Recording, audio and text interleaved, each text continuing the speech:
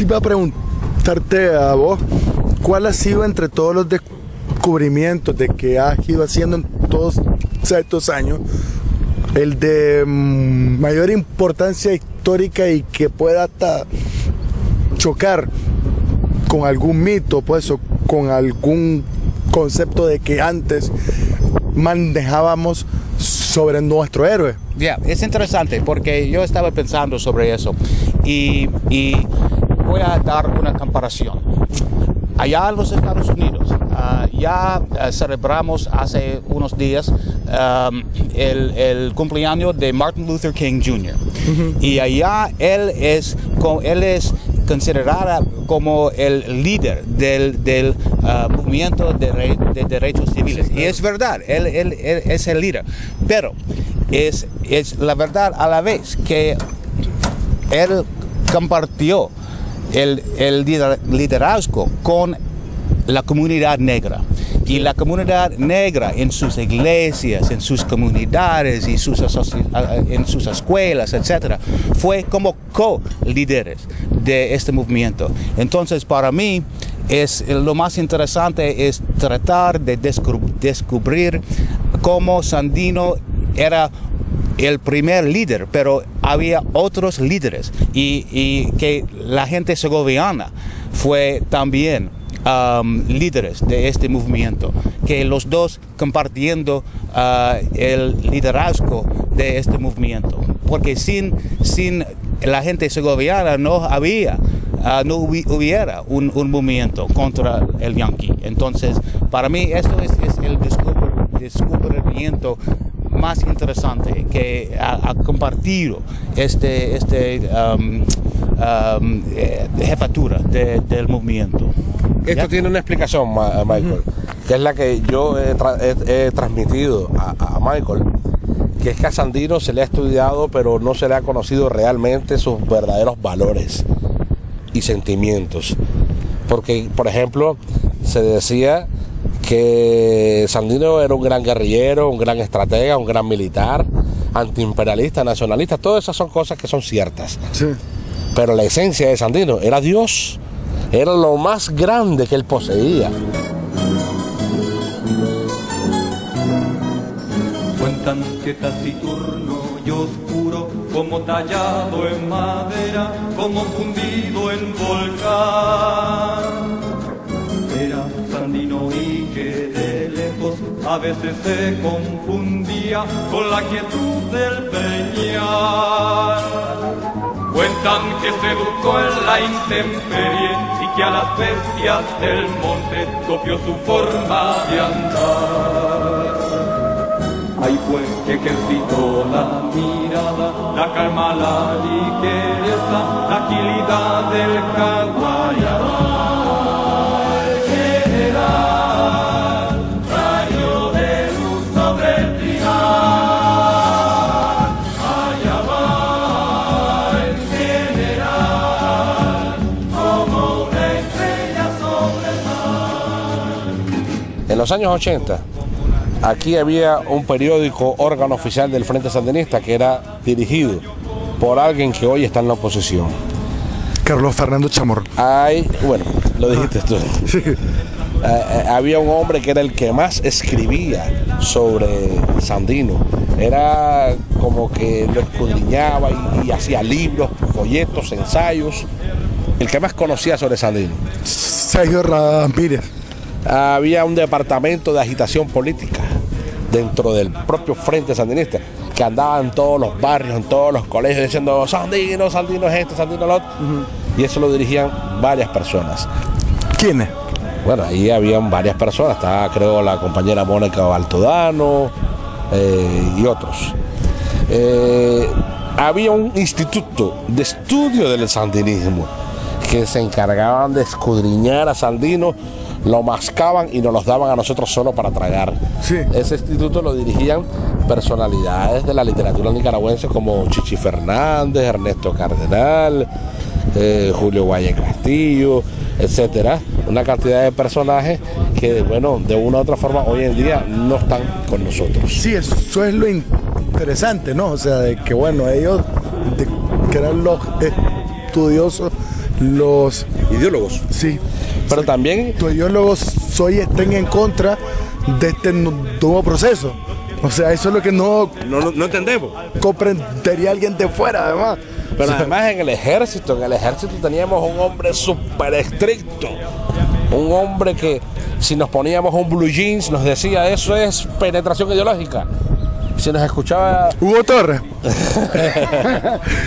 Vamos contando historias recientes, además, para los que no saben. Pues, Entonces, desgraciadamente, todas esas que personas... ahora son demócratas, ¿no? Y que no hacen mal a Pero nos nadie. enseñaron un sandino medio Rudo. tergiversado. O sea, esa parte religiosa no es religiosa, hay que ser bien claro. Ok. Sandino creía en un padre creador del universo, un Dios todopoderoso. Pero él no era religioso. Sandino estaba claro y decía, yo no puedo creer en ese cura, ¿cómo que se llamaba? El cura Mamerto, algo así, en Granada, bendiciendo las bayonetas de los yanquis Sí. que venían a matar a nuestro propio pueblo. Después otro sacerdote allá bendiciendo los pilotos que bombardeaban a nuestro pueblo en la Segovia. Entonces yo no creo en esas personas, pero yo sí creo en Dios. El Sandino lo que no creía era en los intermediarios entre Dios y el hombre.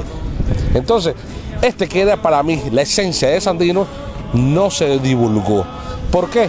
Porque en aquellos años, en los años 80, y yo tengo que clarificar, yo tengo una educación marxista, leninista, materialista, dialéctica, fui criado en Cuba desde un año hasta los 18 años, Claro. y le agradezco mi vida a Cuba, pero Cuba como sistema en esos años era ateo completamente, ya era un delito incluso decir yo creo en Dios. Después vine aquí a los años de la revolución, los primeros años de la revolución, que eran años muy difíciles. Después me fui a Rusia a una academia militar a estudiar a profundidad el marxismo, leninismo, y lógicamente mi preparación era muy atea. Sin embargo, a medida que he ido estudiando el personaje de mi abuelo, me he ido dando cuenta que Dios era la fuerza más grande que él tenía. Y entonces yo me pregunto, pero ¿por qué esto no se dio a conocer? ¿Por qué esto no se decía? Porque en aquellos años 80, de decir que Sandino creía en Dios, era como decir Sandino es un ignorante.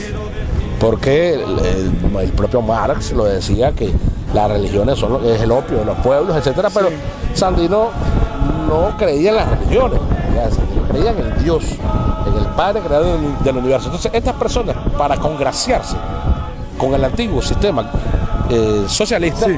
omitían esta parte que era vital de Sandino, vital. Desde que Sandino escribía los manifiestos y decía, impulsión divina es la que anima y protege a nuestro ejército, y así lo hará desde su principio hasta el final, está hablando de Dios.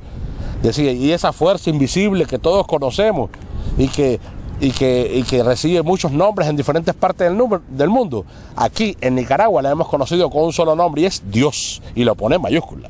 Sí. Y después Sandino decía, Dios hablará por los segovianos.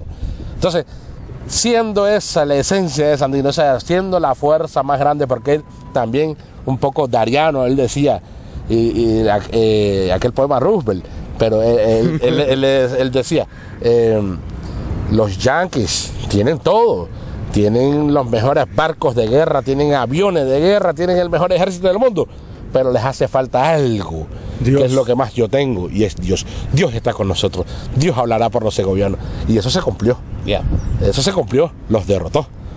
O sea, estas son cosas que los jóvenes generalmente no conocen, que son valores fundamentales de este gran hombre, que fue capaz de poner sus propios recursos.